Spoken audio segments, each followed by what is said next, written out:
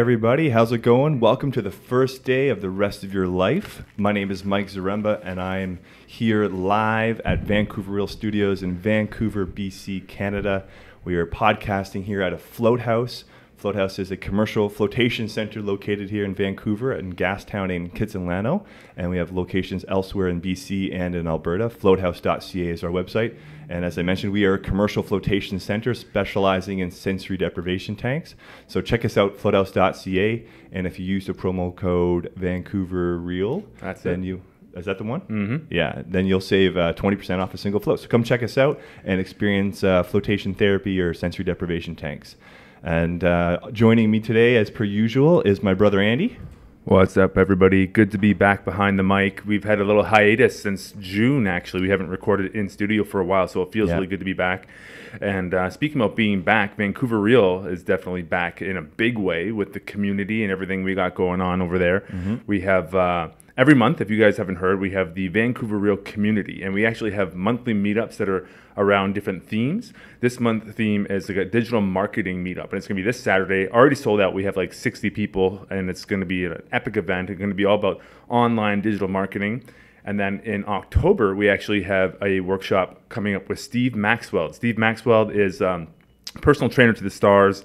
He's been on Joe Rogan several times, and he's a wealth of knowledge. He's a black belt in judo. I think he's very well versed in jiu-jitsu, actually. Jiu-jitsu, mm-hmm. right. And he comes and does fitness seminars, and also he's doing a full breath workshop for the Vancouver Real community for free. And that's linked on the Vancouver Real community page. So if you want to stay up to date with the Vancouver Real community and all the great events that we do, and they're all free, by the way, go over to the Vancouver Real community page on Facebook, and we'll accept you, and then you can stay up to date on that. And also... This episode is brought to you in part by The Grind Bar. And if you haven't actually tried one of these guys yet, you are missing out. And basically what this is a energy bar. And it's all organic products, all healthy. So hemp hearts, cashews, cacao butter, almonds, dates. Tastes amazing. I usually eat one of these things for breakfast in the morning a lot of times as a meal replacement, and with a little bit of caffeine in there and all the good high fat, so it's very ketogenic as well. It actually is ketogenic friendly. Mm-hmm. It's an amazing breakfast supplement if you don't want to have to prepare a meal every single day. And if you go on to have one of these, and it'll take you right through till lunch, and you won't have to eat again until that. I find it's a great little snack before my pre-workout. That's when I find I use it during my day, is before I'm an intense power yoga class or going to the gym or the grouse grind or something like that. That's when I'll have one of mine. Yeah, totally. So, I have mine about an hour before the gym a lot of times too, with a coffee. And you do that, and your energy is just great, and you have an amazing workout. Yeah. So, cool. Back over to you. All right. Yeah, and one more event to acknowledge, actually going to tie really nicely into our episode today, is a Vancouver Real event we're actually doing in collaboration with Float House and Ontogeny. And Ontogeny is we're going to get into what Ontogeny is today, but it's a model, it's a system, it's an educational platform as well. And we're sitting today with the founder, and I'm going to do that introduction just in a second, but we're going to have a Vancouver Real meetup in early November. I believe November 7th is the date, Tuesday. It's a free Vancouver Real meetup featuring our guest today, and he's going to be going into some really interesting discussion, Q&A, and a little bit of a workshop as well with some of the topics we're getting today. If you haven't seen the post of what we're getting into, and it's going to be called the Universe of the Unconscious for this workshop. And so I'm going to slide that right into our introduction today, because we are featuring the founder of Ontogeny, Dr. Carlos De Leon, live in studio. So thanks for coming, first of all, Dr. Carlos. Thank you for inviting me. Just call me Carlos. Okay, please. Carlos it is. Keep it simple, right? Yeah. All right. Sorry. And just as a little introduction, so Carlos, he has a PhD in clinical psychology and also holistic medicine, and you've been studying and practicing and researching for over 35 years various types of personal transformational disciplines and exercises and technologies and things like that, and practices. You're the founder of the Mexican Association for Psychotherapy and Transpersonal Development. So I want to dive into that in a second as well. And you regularly share your teachings, but also specifically you brought them together in a very interesting model. That ontogeny model of what I kind of alluded to earlier is what you brought together from what I read here, from what I've understood of meeting you in the past as well, is like you've had a lifelong and still ongoing, obviously, experience of self-education through these different disciplines, whether the Western psychotherapy, educations, Eastern philosophies, Eastern psychology, martial arts, shamanism, yogic practices, all these different types of esoteric practices, and you're kind of brought it into the ontogeny model, and that's what you're basically educating now with your work in these days. Is that kind of sound in a nutshell what we're getting at? More or less, but not yoga. I have been more in tantra. I have not really practiced okay, more yoga. in tantra, not yoga. Gotcha. Okay, cool, interesting. Well, and for those of you, I'm sure there's many out there who are joining us that a lot of this stuff is maybe they've heard these words before, but don't really understand what they mean. So it's going to be cool to have an opportunity to kind of dive deeper into what these things sort of mean. So, but maybe I'll just start from getting it from your perspective, and then I want to kind of get into your personal story a little bit of whatever you're willing to share. But in terms of the ontogeny path, what is it from your perspective, from your words? What do you see that being? Well, basically, we are living in a globalization time, and we have a big problem in the spiritual traditions. They tend to try to keep the orthodoxy, and doing that, they are being far away from being universal. Each one tries to keep. It's understandable, but they want to keep the teaching as they inherited since centuries ago. Right. But the world is changing, humanity is changing. We need to find more a common ground of spirituality without sacrificing the deepness of the experience of centuries. Mm-hmm. So ontogeny is just a word, means self-realization. So the idea is anything that helps to realize ourselves is welcome to be studied, practiced, research on, and see what we can keep for a universal perspective. Right. Right, and so obviously being educated in clinical psychology, that is one element of the self in terms of our mind and the body-mind connection.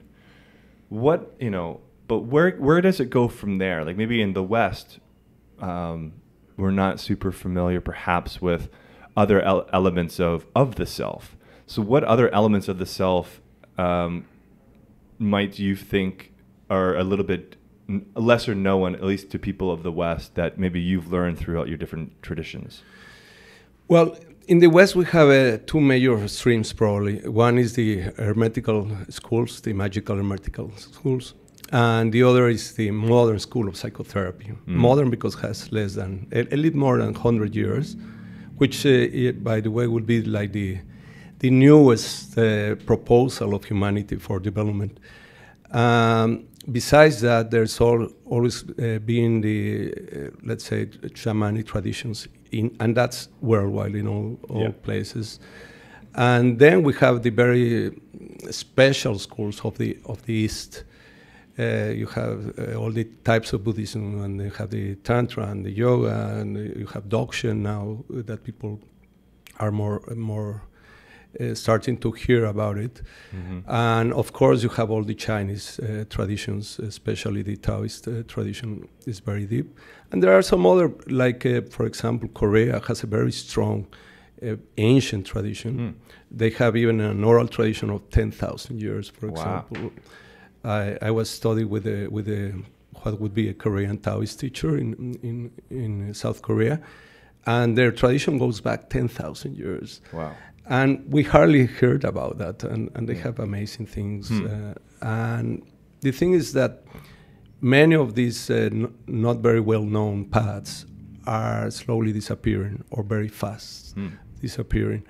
And it's a pity because there's a lot of experience that is just being wasted in that way. So a lot of what we have been working is trying to rescue what we can of these paths. Most of the old teachers are already gone. And the old teachers, they used to have a level of achievement that you don't have now in the modern times. Right. So, like the teacher of one of my teachers, for example, he was 300 years old. Another was 187 years old, for example. You had a teacher that was 300 years old. The teacher of my teacher. Oh, okay. The teacher of your teacher. Yeah, and another teacher I have, his teacher was 187, for example. No? Right. Wow. So they knew things that we have no idea anymore. Nobody is really interested in investing time in practice. Yeah. That's one thing that is normal because of the way the civilization is going on.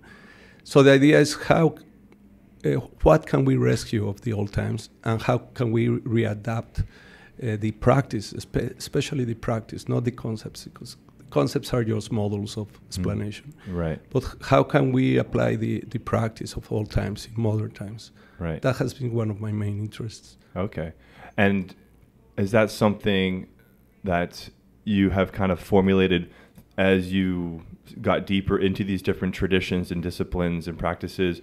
Or is that something you went out from the get-go? Did you kind of go out to learn these things because you realized, oh, some of these ancient traditions are kind of disappearing, so I want to go learn them? Or was it kind of throughout your own personal journey through them that you realized, like, oh, these are starting to slip away, and I now we can, what's the most effective way to kind of at least preserve and remember the at least the practice of it, or at least the tangible parts of it? Yeah, actually, it started because I was born in Mexico. I was growing up in Mexico. Yeah. And a lot of the old knowledge that Mexico used to have basically was transformed into kind of syncretist practices with Catholicism and all that. Sure. And we still had some isolated native tribes that used to have a more pure knowledge. So when I was quite young, I decided to try to learn whatever I could from them. And actually, most of these traditions are now gone because the young people they don't want to learn something that is not giving money back. Right. And basically, when I start to travel around, I found the same phenomena. Like in India, for example, the young people are really not interested in going very deep into spirituality. Right. And the old teachers are dying without leaving students to continue the lineages. And so that's, I have found in wherever place I have been trying to find some knowledge, that is happening. Like these smaller, more secretive traditions are basically disappearing. The ones that are more institutionalized, more organized and economical, even with power, they are the ones that you still can find very good teaching, like Vairayana, for example. You have very, very good living teachers. What's that one, sorry? Vairayana is the Tantric Buddhism that Tantric basically Buddhism. Developing in Tibet and in China. Okay. But all the other lineages that are not really structured like religion, let's say, basically they are disappearing very quickly in that sense. And most of them would probably have oral teachings, and then when the person's gone, well, then it's gone. It's gone. Wow. Yeah, like it happened here. I used to learn with the White Crane Kung Fu with Sifu Chow. He was the great grandmaster of the system. And actually, like a Chinese movie, Kung Fu Chinese movie, he used to have 2 books, secret books, with the strategy and the formulas and all that. And when he died just a couple of years ago, the books were lost because it seems that he left them in some bank and nobody knows about the books. No. So now they are gone. They lasted for 400 years. Holy and now crap. the books are gone, and it happened here in Vancouver. No, it's right. So it's very frequent. You see that in Bali and in India and Nepal. Like the old teachers are leaving without really leaving material, of course, nothing written. And nobody to practice or to teach the lineage. So it's a pity. Right. It's a pity. And so, you've been kind of on this path studying this stuff, it seems like, for most of your life. I started when I was 15, yeah. Right. 59 now. Right. And so, because I don't know, maybe in Mexico it's a little bit different, but probably not. I know when I was 15, I wasn't studying spiritual practices or ancient traditions. I was playing football and and caring about school and that kind of stuff, and and then girls and being cool and whatever, right? So what was it at that age for you that kind of got you hooked and really interested, like at such a young age, to this? Well, I was very lucky. I have a very crazy brother that was very macho, and he loved to pick up fights in the street. So I was quite small and skinny at that time, and so I decided I needed to learn martial arts. Okay. So I studied Shotokan with a Japanese teacher, and I was introduced to Zen meditation because he was actually a very good friend of a Zen master that had actually escaped from Japan, from the monastery. He was the head of a lineage, and he decided to get married and escape to Mexico. Whoa! And he was teaching Zen and acupuncture. So my first karate teacher was a very good friend of him, and he practiced Zen. So I started to be introduced to this inner part of the art, and I also had a very good luck that my family come from a psychic line. So when I was 15, I started to practice out-of-body experiences. So that with the karate and meditation started to form my path. Right. And did you find like you were learning things from the martial art that were kind of affirming or teaching you about the things that were happening to you personally with your out-of-body experiences? Not at all. Oh. Because of that, because of the out-of-body experience, I decided to go to learn from the shamanic teachers. Yes. So the shamanism. Yeah, because I was reading a little bit about ontogeny, and it kind of listed there's 3 kind of main things to work on, and that's energy, clarity, and awareness. Is that right? Yeah. But basically, I was talking about the common ground, and when we said what are really the keys for having a common ground of spirituality? Okay, we need to cultivate our inner energy, because basically we have this regard that part of us as culture, as a modern culture. We need to be aware that we have a life energy and deal with it and cultivate it. And then also everybody needs train some observation. We lack awareness. We lack the capacity of observing without interfering with what we are observing. So meditation in all its ways is very good for that. And clarity for me is the third aspect, is the aspect of working with your inner neurotical stuff that really limits a lot. Because for example, you can see very good meditators that are totally neurotical. And then you can see, for example, psychotherapists that have been working with their own therapy, but they lack the capacity of being more aware in other circumstances.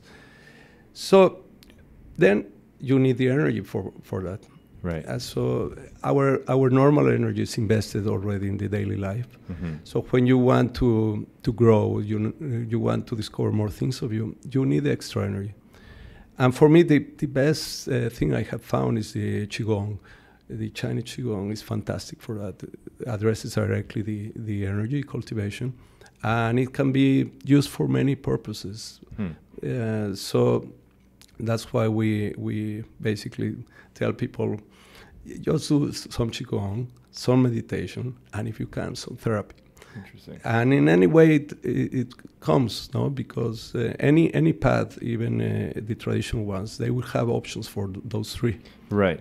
Yeah, it's because I mean, Andy and I, we've been kind of on our own paths for, I don't know, several years now. I mean, me, it's almost probably 10, 12 years now, I'd say, on a conscious kind of seeking path, if you will. And that's one thing we've kind of identified is like whether it's different practices or disciplines or subjects, you start to see the overlapping nature of things, right? Like psychotherapy, you might go do a shamanic element, and then they're kind of talking maybe in different words, but about the same kind of stuff. And so I can only imagine what I'm hearing is that like you've noticed that pattern throughout a lot of different traditions, a lot of different lineages and things like that, right? So So how did you, how do you decide like what parts to pick out of these different traditions and stuff like that? Well, that's very tricky because basically you need to be exposed to them directly. Mm-hmm. Like, for example, when I decided what career to pursue in university, I decided to go into psychology because it was already interesting for me, that kind of field. And of all the teachers I had, maybe there were 2 or 3 that they were worth to study with. The rest were terrible as teachers. So in a way, also, I think when you have some good karma, you find good teachers that can give you some idea how to really to work with yourself, and then that's the way. So you have to meet them. Same for example, if I would go to India, I would visit a lot of teachers, a lot of yogis, and visit them, talking to them, and you find sometimes very good ones that you can learn from. Right. But it's exploration. Right. So basically, it's like you pick and choose from a whole smorgasbord of lineages and teachings, and you kind of choose which one works for you. Correct? Yeah. But not only that. It's like, for example, it's like a smorgasbord. It's like food. Mm-hmm. You want to try everything, then you decide what is good for you. Mm-hmm. But also, it's not only what is good for me. Who is the best cook? Who's the best cook or best teacher? Yeah, sure. Yes. Because that's one thing. One is what one thinks is useful for us, and the other is to have the luck to have a good teacher. Interesting. One theme that's been coming up for me a lot lately, and it's been an interest of mine, is actually astral projection. And I don't know why I've been getting these insights and these kind of, this desire to actually explore that realm. Mm-hmm. And let's say somebody was interested in something like that. Where does one start when they even have that inclination? Well, a very simple way. You can go first learn to relax very deeply, even to go to a catatonic state. And the easiest thing I have found is just visualize yourself floating, but you have to be in catatonic state, very, very relaxed and aware, of course, and you visualize yourself floating above your body. If you do that consistently, slowly you start to separate from the body.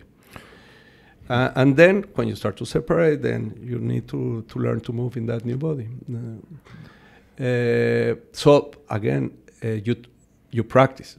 It's not like a fate, like, okay, so I believe that I can separate it. You practice. There are methods to do that. It's like right. exercise. So it is like a visualization. So, for example, like for us, probably a float tank is a great place to practice that. I always recommend the flotation tanks for skipping steps in meditation and also for out-of-body experience. For sure. I mean, just in that, because you're lying there suspended in the liquid, right? So it's like you're almost suspended as it is just in the tank. So, and you get very, very relaxed. You go into those deep, like, alpha, theta, even delta sometimes brainwave states. So you're in and out of consciousness. So then you're saying it becomes a practice of visualizing yourself leaving your body and floating there. Mm-hmm. And then once you feel like you're getting there consistently, then what do you do? Well, basically, the trick here is to allow the conscious mind of the physical body to move to the astral body. Mm-hmm. So the first experiences are quite amazing, and usually you're quite afraid of them. Yeah. Because in a way, you have this sense that you are leaving the body, that you're dying in one way or another. It triggers some memories of other lives when you separate it, and then but it's fun. It's amazing. Yeah, I can imagine. I've also been told that if you are a lucid dreamer, like you might be able to access this a little bit easier. And for myself, like I find myself, it doesn't happen too frequently, but I do lucid dream, and a lot of times I'm just flying. Like I wake up and I'm flying in my dreams, and when I actually realize I'm dreaming, I can do all sorts of fun things. Like I can go really high, and then I let myself drop down, and I'm flying in and around cities, and I'm in complete control. Is lucid dreaming somehow related to that? No, it can be a door, though. But out-of-body experience is totally different. It's not a dream. it's an experience that you have very similar to be in a physical body, moving around in, let's say, in a more subtle dimension. But basically, you are not projecting your own experience. You can have an actual contact with the external environment, but you can fly if you want, or you can move instantaneously to different places, or you can even walk. But the experience is completely different of having a lucid dream. It's completely different. Right. Experience. Okay. So the lucid dream is a dream, whereas this is actually you're somehow physically actually leaving your body. Actually, it's something very similar of what will happen when we die. We will be out of the body, and our soul will be in this dream body, let's say. And it's when people that just died try to interact and talk to people and say goodbye and all that. So it's a different experience. Sure.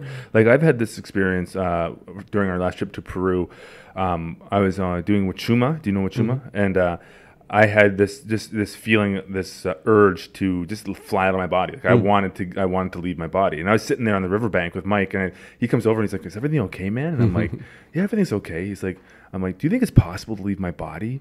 And he's like, "Well, can't you have compassion for your body?" I'm like, "No, you don't understand. Like, I actually want to leave my body. Like, I want to leave." So this is where this interest is coming from. So I did a little bit of research online, and they actually say that there is risk to doing this. Like you can actually, if you go far enough, you can sometimes not come back. No, I don't think so. I have been experiencing that since I'm 15 and quite systematically. Yeah. Only if you mess around with let's say, kind of shamanic warfare or something like sorcery? that. Sorcery and all that. That would be a real danger. But if you are not attacking anybody or with if you're just out there playing and exploring, it's relatively safe. Yeah. It's more difficult to go out than to come back to the body. Like anything that goes wrong, you are immediately inside your body again. So it's quite difficult to really have a problem. Right. So you're safe most of the time, right? Yeah. So what are some of the other, let's say, worlds or dimensions or places? Like, what is actually possible? What is in the realm of possibility? Okay, I'll tell you what I teach people when they start to go out. So maybe that gives you an idea. The first thing is you have to learn to move in this new body, because in this body we don't have this signaling of the brain to the motor part. Basically, you need to learn to will the movement. So that takes a time. I learned when I started to go out.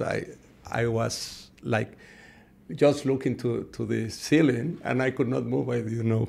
I didn't know how to move. So I was just floating there, looking into the ceiling. Yeah. So first, you need to get familiar with this new body. So the idea: move around through your house, through the street, visit some friends. It's a first level that you get more comfortable with this body. Then visit everywhere, visit the world, power spots, visit many places. And actually, when you have more practice, you can start to go out of Earth and visit the solar system. I would not recommend going too far from the solar system because it's a little bit freaky, but the distance. What have you seen, Carlos? How far have you gone? Well, that is just the physical part. Gotcha. And then an amazing part of that experience is that you can start to have some contact with nature beings. So you go to very isolated places. And actually there's a lot of different beings that are not humans, and they are a little bit subtle, but quite close to our dream body structure. And there you can learn a lot of things. So you can have actually conversations with them. You can have friends or even enemies if you are not well behaved. So is there any kind of like etiquette when you're dealing with these entities? You have to just be polite, I guess? Actually, they actually appreciate somebody that is trying to do something. They are accustomed to see humans are a little bit like animals in that sense, that they are not trying to develop and all that. So usually they will be friendly and they will give you some tips. In general, they are like that. They are good beings in general. So yeah, you have there enough for many years of exploration. This is what was called the underworld in the shamanic traditions. A lot of very different beings, but they are sentient, they are intelligent, self conscious. Have you encountered them before? I have encountered them many times. Yeah.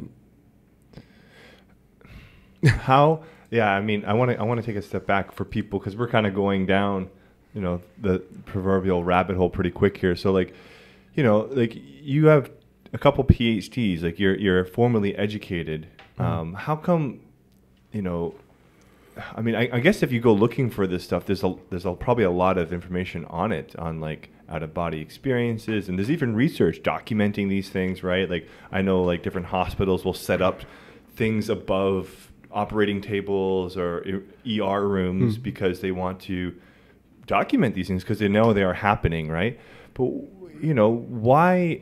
I mean, to me, this sounds like one of the most interesting things in the world. Sure. To have the ability to leave our bodies and be in an energy body or an astral body, and to be like exercising that, and you can practice this and you can do this. This is and I just from talking to you, I don't sense that like it feels very real, and there's no bullshit meter going. But how do you kind of say this to somebody that's very, very skeptical, and like how do you even kind of broach it with people? Or is this something like, are some people open and or others not? Like how do you deal with that kind of skepticism? I think I don't deal with it actually. Basically, when people get a little more mature, existentially speaking, they start to look more for something. Everybody's going to be out of the body when we die, so that's for sure. So skepticism will die with that also. But basically, when people start to look for something else, if they are inclined to this type of work, then I can talk about it. If not, it's useless. I guess you're attracting people who are interested in it naturally.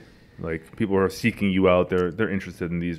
Yeah. Well, some come because they are sick, so they come for health purposes. So qigong is very good for that. Some people come because neurosis has already created a big limitation in their life. So they want to change. They want to get rid of their shit. So okay, that's a good door also. Right. And so people want to find themselves spiritually. And today, I mean, here maybe it's a bit new for first world countries, but in Mexico and third world countries, there's a very strong magical tradition, a very strong belief, very strong, at least tradition, if not practice anymore. It's it's embedded in our culture, no? Mm-hmm. So many different reasons, but it doesn't matter. Whoever comes, we try to help them. 43 points. Try to teach them. And I guess, I jumped right ahead. I'm like, so all you got to do is go into a float tank and start watching your body move. But is there anything, like, what are the steps in between? So what are some techniques that you use to get really relaxed in order to have that out-of-body experience? Okay, now I just relax. But when I started, I used progressive relaxation. I was doing a lot of autogenic therapy. That was the system that was created by Schultz and Lute. That was basically hypnotherapists that they wanted to do a kind of self-hypnosis process. I found their techniques very, very useful because they use suggestions with visualization, and it's very effective to talk to the unconscious. Can you give us an example of that? Yeah, like for example, you will just lie down and imagine the whole arm, and and just say very, very softly in a positive way, my arm is heavy. And just repeat it again. Meanwhile, you are visualizing the arm. And then suddenly you feel the arm heavy. Then you go to the other arm, and then to the legs. And then you do it with warm in the extremities. And then you work with the forehead, and just my forehead is cool. But when the body responds to your suggestion, it's already getting a very deep relaxation. So in a sense, you're hypnotizing yourself. You could say something like that. But just deep, deep, deep relaxation. The relaxation has to be in that place that you cannot move the body very easily anymore. So is that like a hypnagogic state? Is that where... A hypnagogic state is a very good natural state to practice this type of right. things. It's a beautiful state. Would you say perhaps like when you're lying in bed at night, as like it's like try to go to sleep but stay awake or stay conscious as long as possible, kind of? Would you say that's a good practice? Yeah, maybe? that's like when you're lying in bed. Hypnagogic state is great. It's a gift of God, really, because it is the passage between the conscious and the unconscious mind, and actually has to do with the activity of hemispheres. It's changing. Right. If you can keep yourself aware and allow your body just to relax in that state, then you go right away to a catatonic state. Right. Catatonic. What does that mean? That So you you can't cannot move, or you have a feeling that you cannot move. Got you. So Yeah, I had this before. experience. I take these brainwave frequencies through my headphones, and it's an app actually. Yes. Funny enough, and I listen to it. It's called Ambiscience. If anyone wants to try it out, like download the app Ambiscience, and there's all these tonal frequencies that you put on. I listen to it when I have trouble sleeping sometimes, and it puts me to sleep. But occasionally, it's happened twice actually, where I what's the word? I went to hypnagogic state, and You're paralyzed. you have the sleep paralysis. Is that what Yes, it's called? yeah. So you're actually conscious, so I can see everything that's going on, but I can't move my body. That's perfect to go out of your body. Whoa. Right, So, yeah. So you you just so mentally stay calm there then. just observe yourself, and then imagine yourself So floating, and Okay. just say, I go out of my body. right, so that to me, I feel like if I use that app, that those tones might really help me. And I got a little bit freaked out because, first of all, I was paralyzed; I couldn't move, and I had this strange. It looked like a television screen in front of my eyes, like, and it was playing something, but like a little, almost like an augmented reality screen. And then I had a strange voice in my ear, and it was saying, it was like a monster voice, and it was saying, "It's your energy," and that's what it kept saying to me as I was frozen. It was like, "It's your energy," and I was like frozen, and I couldn't move, and I was kind of like, I got a little bit panicky, and then I snapped out of it, but like. I have no idea what that means, but that's what I experienced. Well, you know, when the dream body or the astral body or whatever you want to call it, actually all of us in that body, we are psychics. All of us. These bodies are where our psychic capacity comes from. So when you are not totally awake and not totally asleep and you're in catatonic, actually this body activates. So your psychic part activates, and in a way, it's also the voice of your unconscious mind. So it's a perfect state to go out of the body. Right. Wow. So yeah, I feel like, and it's funny because it is midday. I was taking a little nap, and I used to practice in Mexican siesta because the city used to sleep. So I want to kind of talk about the unconscious a little bit. Like so you said like this is when you access the unconscious mind, and like what is the unconscious mind from your perspective, your paradigm? Yeah, but basically, whatever we know of ourselves, whatever we identify, actually is a very small part of ourselves. Usually, it's a part that is trained to deal with the daily life in the world, and it's a very focused and analytical activity. We are not really taught the symbolical part of us as we are taught the rational part. And basically, there are many layers of experience. That doesn't mean that we need to change from one to another. They are working all the time at the same time.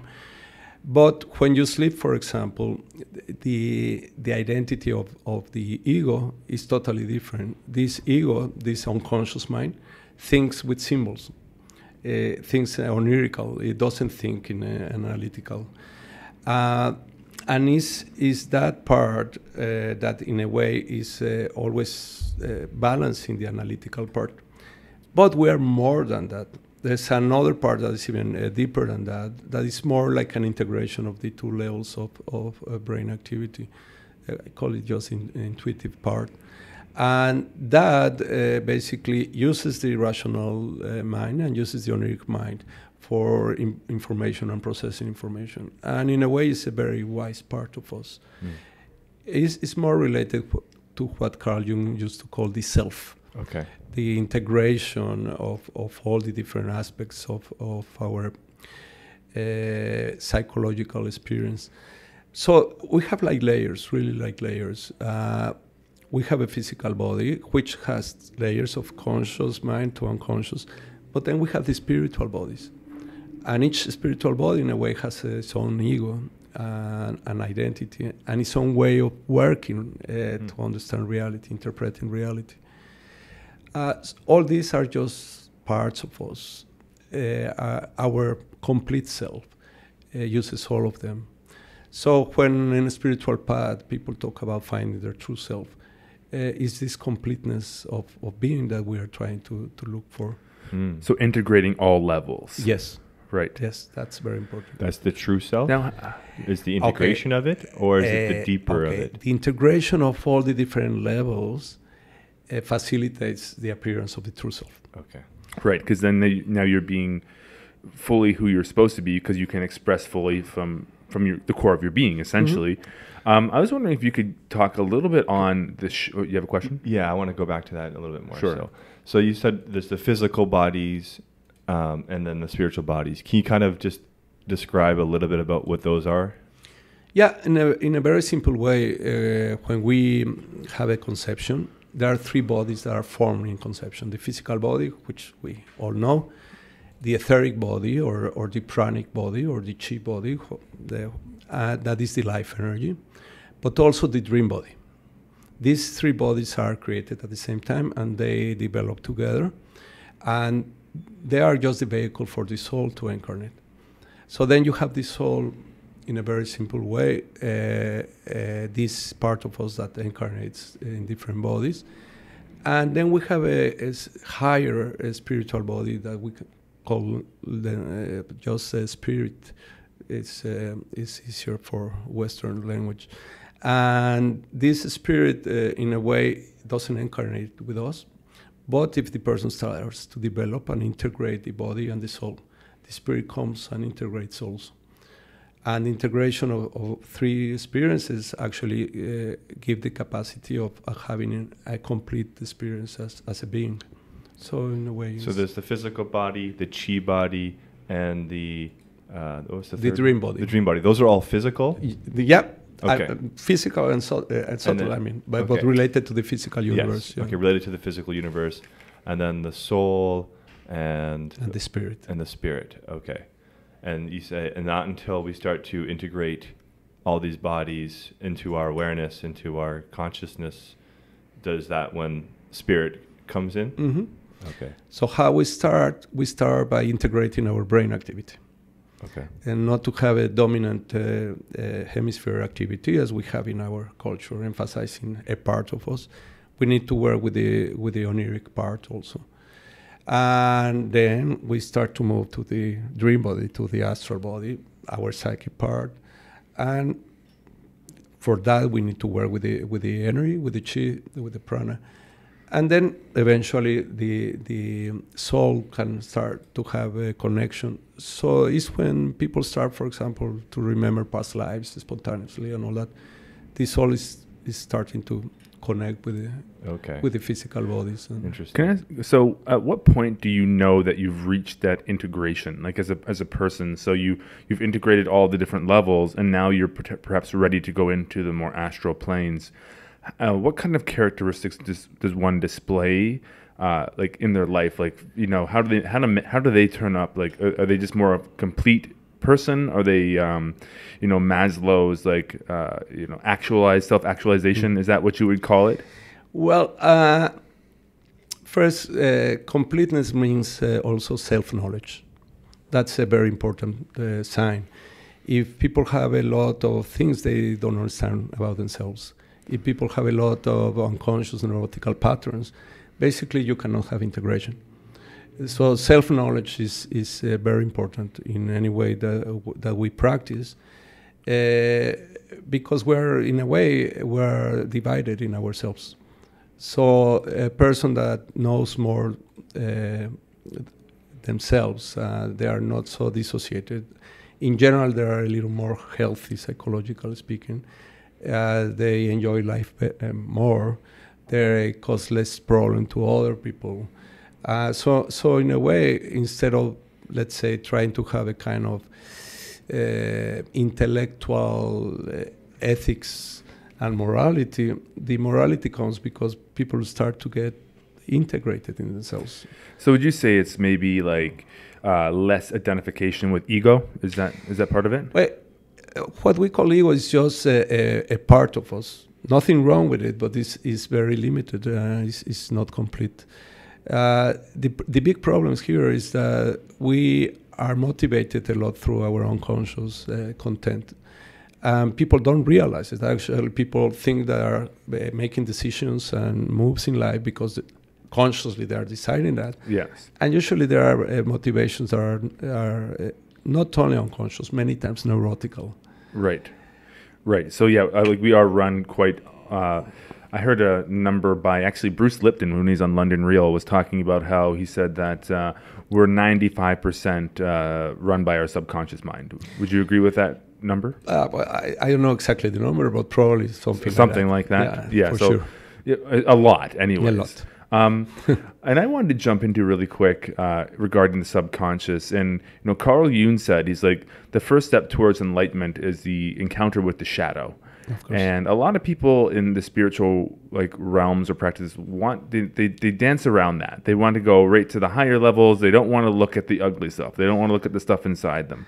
Can you speak on maybe the shadow work and shadow side of the subconscious? Yeah, the shadow is, imagine the darkest part of your unconscious, and we basically repress whatever we don't accept about us. We repress it, and it goes to this shadow, this very dark closet. And so whatever you learn that is not acceptable for you or for others, but you realize you are experiencing it, then you repress it and goes to the shadow. Like a very simple thing like hate, for example. So hate is not accepted, it's not correct, it's not moral, it's not political correct, whatever. So you don't want to be a person that other people judge as a hateful person. So you or like anger, so you maybe repress anger. You repress anger. But also because of your story, you can repress very good parts. Like, for example, if as a kid you realize, for example, that your mother was abused by your father because she loved him so much, and you get this message, love is a bad thing. Because so then your loving capacity goes to the shadow also. Right. But these are very, very powerful emotional energies, and if we could just go to the shadow, put the lock on it, and that's it, they will have no problem. But the shadow is the main mechanism of projection of our patterns and complete, unfinished, unaccepted patterns to the world. So the more anger I have in the shadow, the more I project this anger to the rest of people. And I see other people being angry that maybe is not true, or I find in that projection a justification to be angry to them. Right, yeah. So in a way, it's like Mr. Hyde. Mr. Hyde is the shadow, and we're Dr. Jekyll. Yeah, I've also heard, too, it can manifest in the way that, things that you find reprehensible about other people, things that, like characteristics that you think that is a disgusting trait. I could never do that. That's perfect. That's probably an indicator of where your shadow that is. You have it. Yeah. Could you maybe flick the lights there? Yeah, sure. Well, it's actually shown up okay. Okay, well, whatever. You can flick them if you want. That's basically that is projection. We see in other people what we don't accept of us. Right. So let's say, for example, someone's going into that process of self-exploration. What are some of the ways they can start? So we just said one of them right there is like maybe identifying those things that you despise in other people, perhaps. What are some other ways you could go about identifying some of your shadow elements? Well, the shadow, the royal path for the shadow is a deep psychotherapy, really.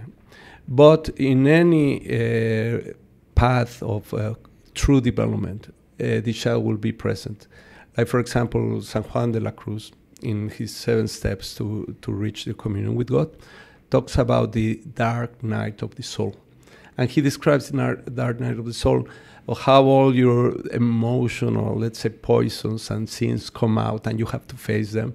And in a way, the idea is that if you're striving to find yourself or find God and you dedicate time, eventually the shadow will come out.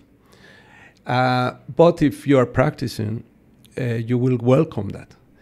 If the shadow comes out without your awareness or willfulness, then you are in big trouble and you become not a very healthy person. That's when it explodes onto the world. Explodes and then it makes trouble for you. Right. So first of all, we need to understand that all of us were neurotical. Therefore, we're very narcissistic. And also that we have a big part that we are repressing. And the sooner we just bring it out in awareness, basically we can deal with that. We are not anymore children, as we were when we created the shadow, of the major part of the shadow. Now we are adults, so we can deal with it in another level. But we need to be aware of it. So any practice that makes that capacity of being aware of your unconscious is great for the shadow. Right.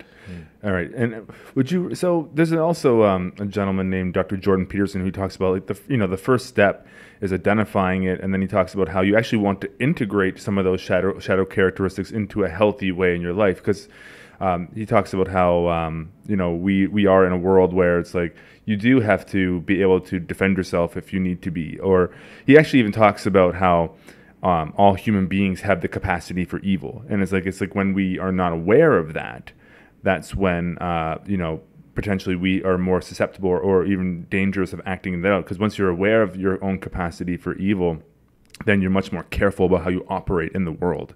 Is that what you're getting at there? Well, I see it a little more Jungian here.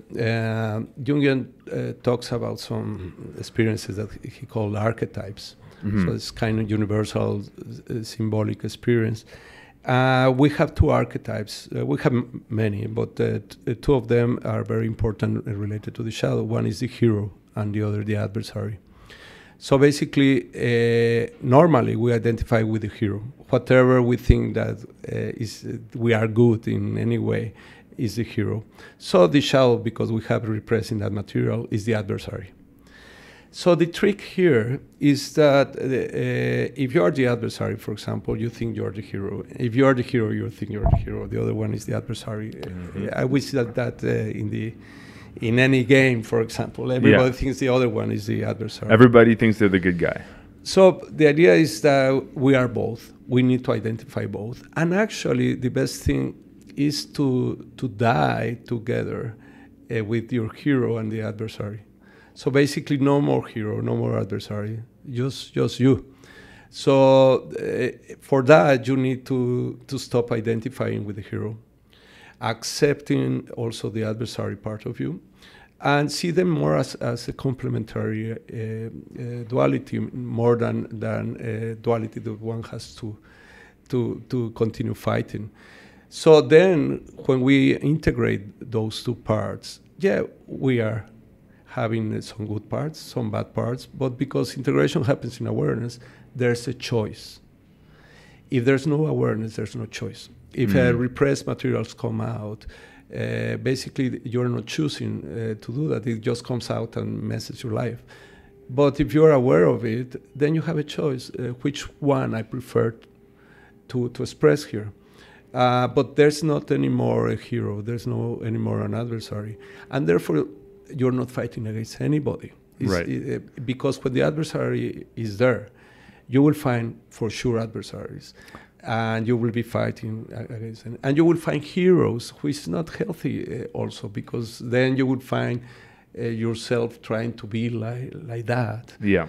So what you find is yourself. So Right. no hero, no adversary. That's the ideal thing. Do you think finding that self and getting down to your true self is a prerequisite to doing some of this, more exploratory work, for example, with astral projection? Do you have to get to that stage first, or can you explore the other realms Actually, as well? finding the true self will be like the final extraordinary goal that we ever. So it's a whole process, and you can do many things, but the final prize is your true self in that sense. Let me ask you this then. If maybe you could, I don't know if you can answer this or not, but what is your definition of the true self? Well, my definition, I usually don't use definitions about that, but I would say that if we talk a little bit from the biblical perspective, our true self is absolute love, is pure love. I think our true self is beyond the duality of relative good and bad. Also, the true self cannot have polarities. Will produce polarities, but cannot have polarities. So there's no hero, no adversary, but could produce the hero. There's no feminine, there's no masculine, but could produce that. Also, there's a kind of a direct wisdom also in the true self. And in the sense, the true self is beyond the impermanent perspective of time and space and all that. So some people call it Buddha nature, some people call it the Shiva, the divine self, the divine spark. But I think we're talking of an absolute experience of pure awareness and pure love and wisdom in that sense. And that's ultimately like where we're trying to go. I think even though we don't realize it, we are trying to go there because it's what we are. It's not that we are trying to go somewhere that we are not. It's what we are. We just need to manifest it consciously in that sense. Sure. And this is such an interesting journey for, I know, myself and Mike for sure. It just seems like there's a lot of, and maybe it's a projection, I don't know, but it seems like a lot of North American society, especially, is just not interested in this world. Maybe I'm projecting that, or maybe that's real. Because when you start speaking about, or when I start speaking, or anyone speaks about these things, a lot of times people just they'll leave the room, or they'll just they don't want to hear it. What do you think has made us so detached from pursuing these sort of ideals? I think everybody's pursuing it, but not consciously. Like everybody, for example, likes to love somebody, to be in love. Everybody appreciates the goodness in a kid, for example. Everybody once in a while, at different stages of life, you see, for example, the heavens and the stars, and there's something moving inside. Everybody freaks out when somebody close to us die, and starts to try to find something. But we're very good to just put it aside, because that's what we are taught in a way, to live in a kind of denial about death and basically pursuing life in a very disguised economical slavery, let's say. So everybody's very busy, but I think everybody's trying to find the same thing. So you think that there's just a lot of distractions, I guess you could call it. Even religion has become a distraction for that. Right. And I think you touched on it really briefly. There was the whole economic slavery thing. I think some people are aware to that and what's going on, but I feel and it's maybe not intentional. It's the product of evolution of the society we live in, but.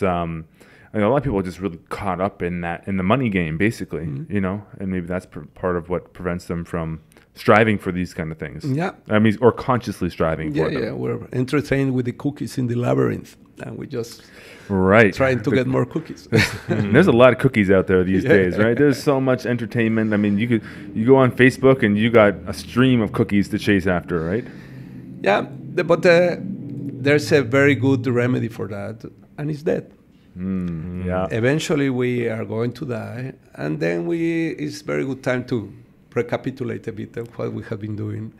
We tend to forget, but that's why I think we have so limited this lifespan. I don't know where I've heard it before, but I've heard it before, and I kind of I connect with it on some level. I want to hear what you think of it. Is like, yeah, our whole experience in life is actually to kind of prepare us for death.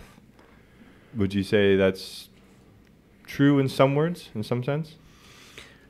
I think we are dying every moment. Like our cells, for example, they are dying and reproducing.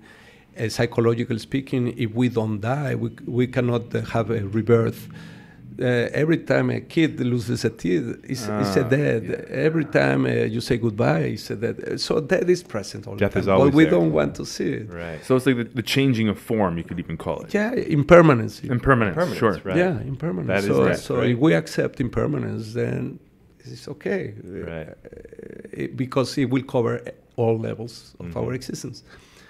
So in a way, what people call liberation is to find your identity in that what is beyond impermanence, the true self. Yeah.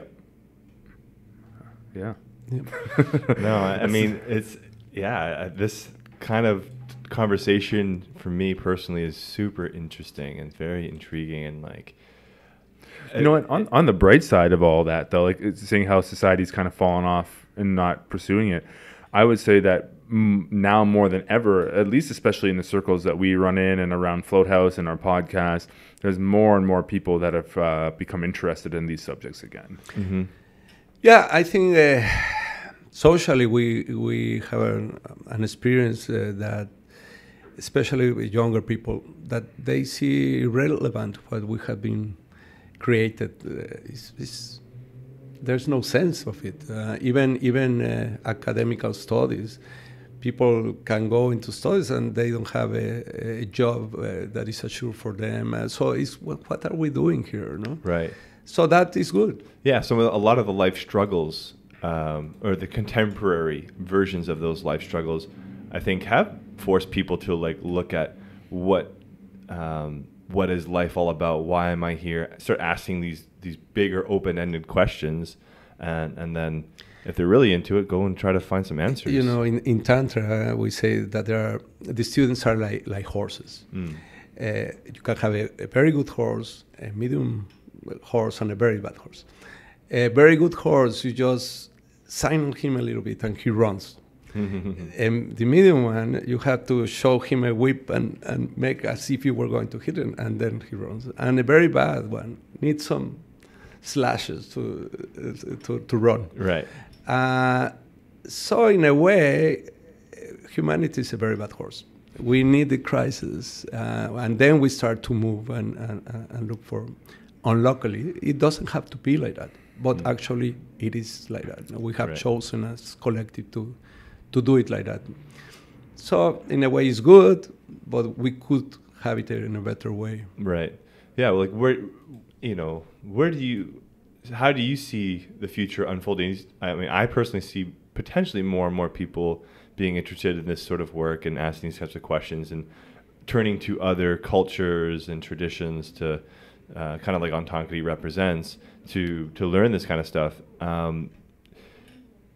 I don't know. Do you see us going from that bad horse to that medium horse as a society, or do you think it's always changing in different parts of the world? It's different.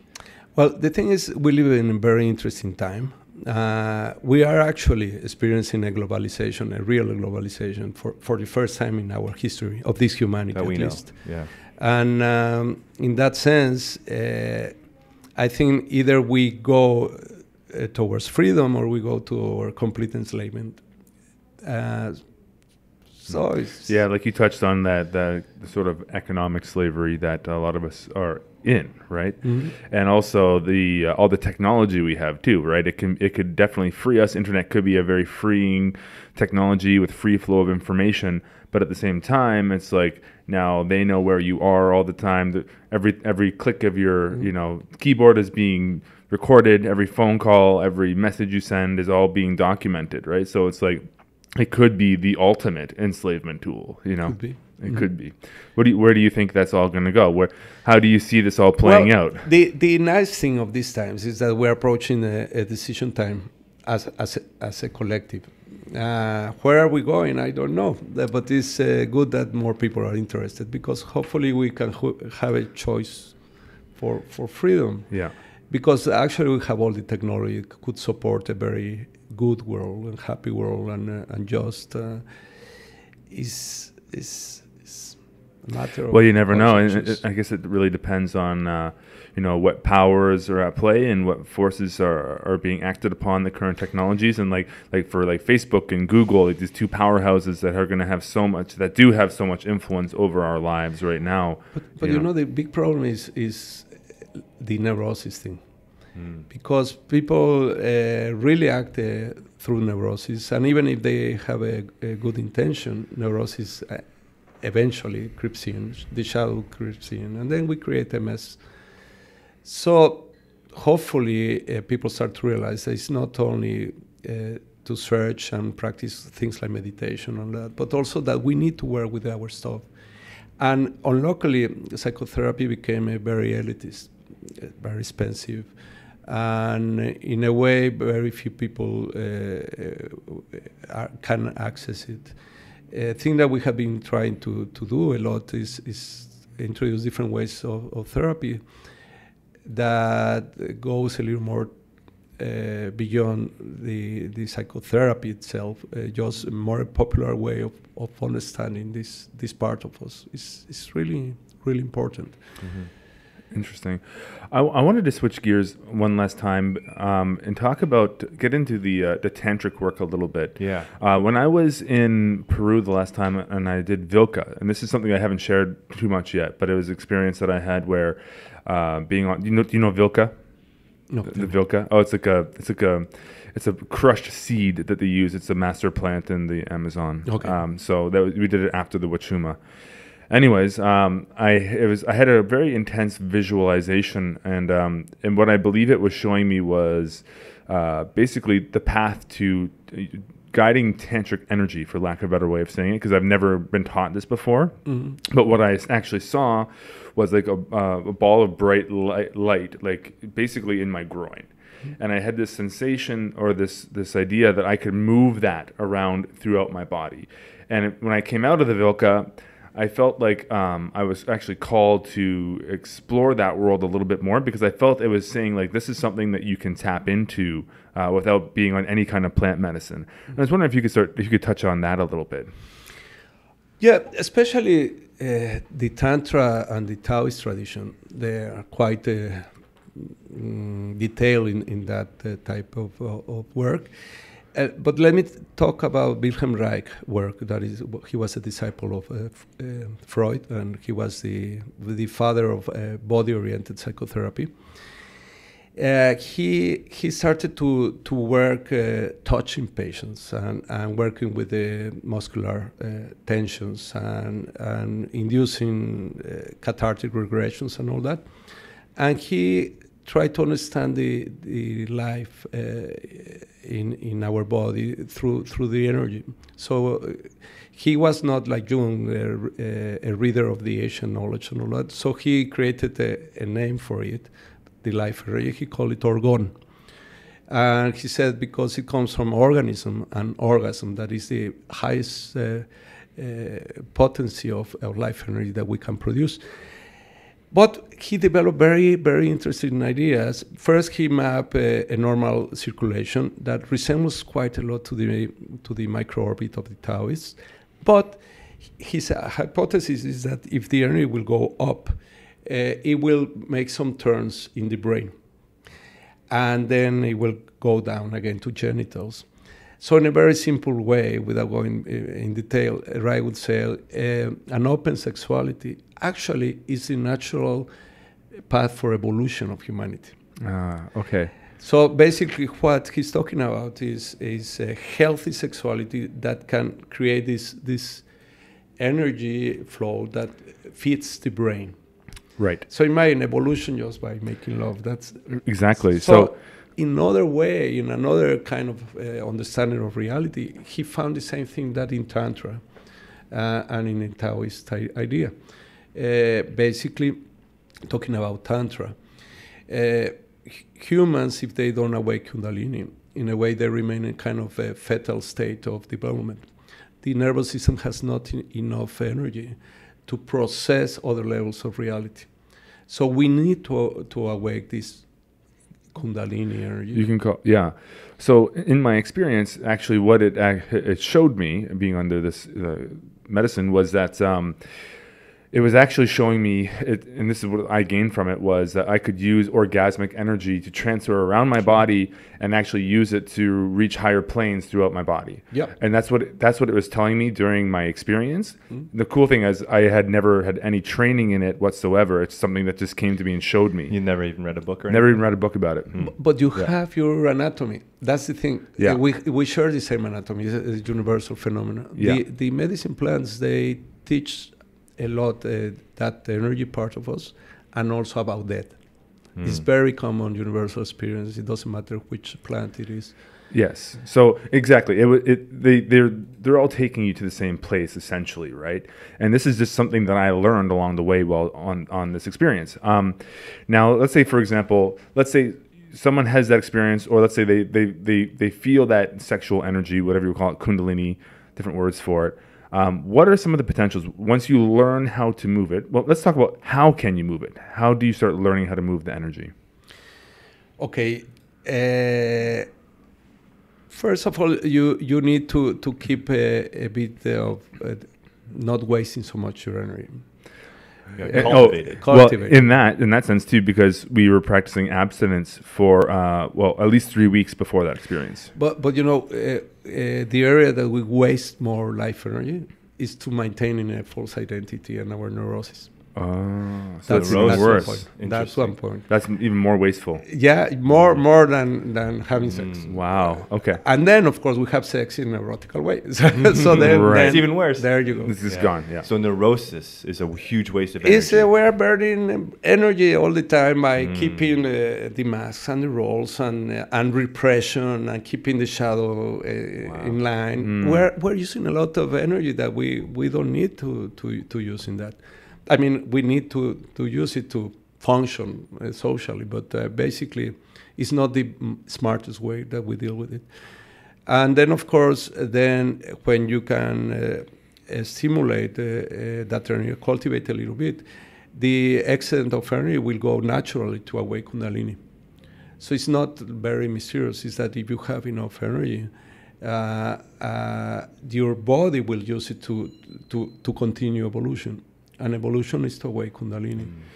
Yeah. So by cultivating more energy, by being less neurotic, maybe having a little bit more of a conscious sexual personal experience, maybe eating really good food, clean food, natural food, good sleep, exercise, all these things start, and that energy that you cultivate will start just working naturally, spiritually for you? Yes. But also if you give a little field of cultivation, that is the meditation.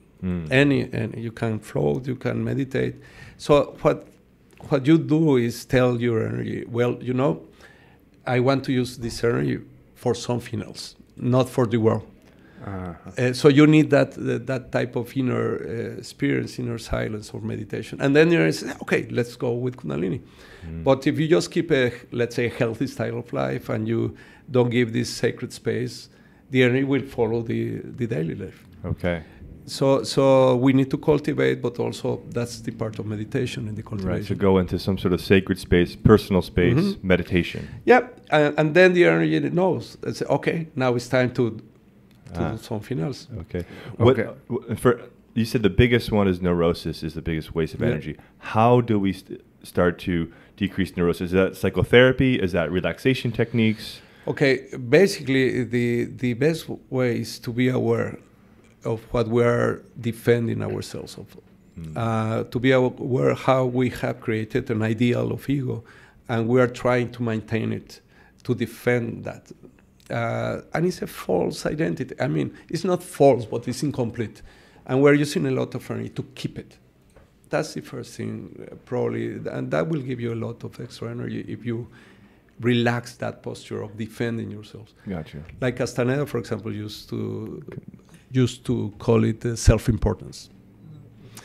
Self-importance is basically that you are defending yourself all the time and trying to present yourself and get approval of people and be applauded and all that. So basically, we'll just waste energy in self-importance.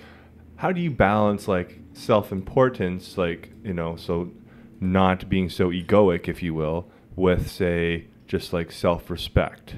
And like, because where is that line drawn of like, okay, you don't want to take yourself too seriously and all these things that you think are important egoically, but also you don't want to be, taken advantage of. Like, where's that balance? Like, where do you create a boundary of like, this is like, because you're not going to let someone go and walk all over you. Sure. Because you have to stay alive. But then there's also like, where's that boundary of like not taking yourself too seriously too? What do you think to that? Well, one good thing is to find humor in life and learn to laugh about yourself and laugh about others, even if people don't like that. But we should help each other by not taking ourselves too seriously. A lot is more to try to have a natural way of being powerful, not an artificial way. So basically, you know, if you see, for example, a lion or a tiger just in their natural environment, and even though they are relaxed, they look totally powerful. You don't want to mess with them because they have a natural power. But we humans, because of our neurosis, in a way, is a basic pattern. We feel in a way inferior. We have an inferiority complex, and we are trying to compensate it all the time.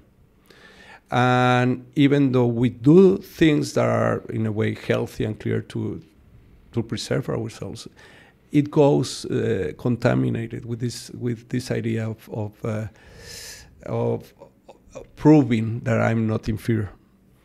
So in a way, I would not really be very worried about being powerful or defending truthfully what is yours. I will let the natural power to arise. So the idea here is very, very simple. If we try to just take away all the additions that we have accumulated, all the ornamentations, all the limited identities and all that, then the natural part in you will produce a natural power. And then you will have no problem with that. Right. Yeah. And because there's, like you said, when you see that lion, even though they're very relaxed, you can just sense you their would power. not mess right? with them. No. Right. Cool. Very cool. I like that. Yeah. So dealing with the neurosis is a huge way we can conserve and cultivate more energy towards these higher planes, I guess you could say, or our evolution maybe. Yeah, but whatever there's in the world contains everything in that sense. It's not the idea of going higher somewhere, but Sure. more quality and expanded here. Right. No? That's the idea. Yeah, cool, very cool. Well, I think we've done a good job scratching the surface today. Yeah, well, it's totally inspired me. I'm like, yeah, this has been a very awesome conversation, and I definitely am super intrigued by everything you're speaking about today. Well, I mean, like I was saying before we got on air, like I'm going to be doing a dream therapy course load with you, and like, because I know there's lots of elements of dreaming. I mean, like, again, we just scratched the surface here, and I'm hoping, like, my goal was with reaching out and connecting with Ontogeny and the people you have working with, Cielo and Renata and everyone there, to see if we can do this again sometime. And having you local here in Vancouver is a very excellent opportunity for us to learn. Like you said, like there's a lot of wisdom out there in teachings, and it seems like you've been through a lot of it. So, and one day we can talk about my work with flotation tanks. Oh, yeah, we didn't even get into flotation. You knew John Lilly. You knew John Lilly. Sure. Wow. Yeah. All right, Can you give us one quick story before we wrap it up? Well, I met him briefly in Costa Rica. We were invited to a conference, the Borders, the Frontier of Science was called. And we were 2 weeks together. So he was... You and John Lilly. Yeah. Wow. And his wife at that time. Yeah. He was sharing with us a lot his process with the flotation tanks, with the LSD and all that, and then the ketamine and why he changed to ketamine and all these type of things. Why did he change to ketamine? Because after 300 trips of LSD inside flotation tank, he actually started to have contact with other beings that were not part of our reality. And he noticed that the traces of the acid was not allowing him to be totally conscious of what he experienced outside. So he started to try different substances, and he found ketamine as the best way of disconnecting from the body and bring more awareness to the experience of being out of the body. Wow. So he could be more clear-headed when experiencing these entities. Yeah, because he was actually leaving his body in the tank and having all these weird contacts. But when he will come back to the body because of the acid effect on the body, he will be a little bit... well, you're on acid. You're on acid. So he then found ketamine, which is a general anesthetic.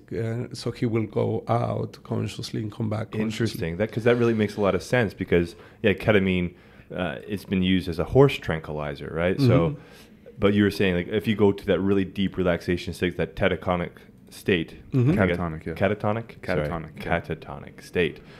Like where you get really still, and I can see how maybe ketamine kind of supports getting to that state so that you can then leave. And actually, Lily was almost all the time out of his body. The soul was not in his body. Really? Even during his waking life? Yeah. He will just come in to, for example, for his talk, or to ask a question, but usually he will be out of the body, like totally like a mystic. Wow. But a friend of mine was very, very rational, very intellectual. He was hunting for answers from him. And we were in a church, in an old church in visiting, and my friend just stopped him in the corridor of the church, and he asked a question: "What do you think of the Christ consciousness?" And Lily didn't look at him, and he just made like that. The hand pointed to a window. And actually, he looks, and this is beautiful Christ, and the sun is coming, and he's getting this. And then when he looks back, Lily was already outside in the street. He used to be like that, like very mystical, wow. Beautiful, not words like that. Amazing. Nice. Thank you for that. Well, we'll have to have you back on again to just talk about those experiences for sure. So cool. Yeah. Well, for everyone joining us and who's listening to this or watching this in the future, ontogeny.com is the website for the Ontogeny Center. They have tons of different workshops, events, courses. Definitely check them out. Dr. Carlos de Leon is the main facilitator of this whole center and this model of study. You have students internationally speaking, but you are here in Vancouver, so we're very lucky to have you in this city. And so thank you for coming on the show, and I look forward for the invitation. Our pleasure. So ontogeny.com, check it out. Thanks again for joining us, everybody. Vancouver Real community page for all of our local events and community events. Floathouse.ca if you want to come experience flotation therapy and get into that catatonic state and start working on your energy body. Use the promo code Vancouver Real and save 20% on that first one. But to be honest, get into the membership because that is a way better bang for your buck. And if you're going to treat this like a practice, which is how floating should be treated, that's the way to go. So, yeah, definitely. And of course, we didn't even mention at the beginning, but we had a massive meditation last night down on Sunset Beach. Yeah, we really did cool. The mindful mass Biggest meditation.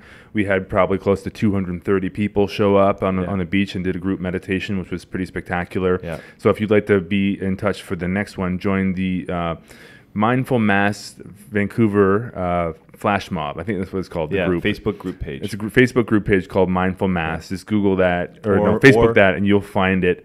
And just join up with that page if you want to come out for some mass meditations, which are really fun. Mindfulmass.org is the website. You can also sign up for the emailing list to stay connected. Exactly. And lastly, I forgot to mention where to pick up the grind bars, and that's you can go to just thegrindbar.com and you can grab one of these bars, or you can come and get them at Float House because we retail them here. Awesome. Great. Thanks again, everybody, for joining us. Until next time. Thank you. To whatever is. To whatever is.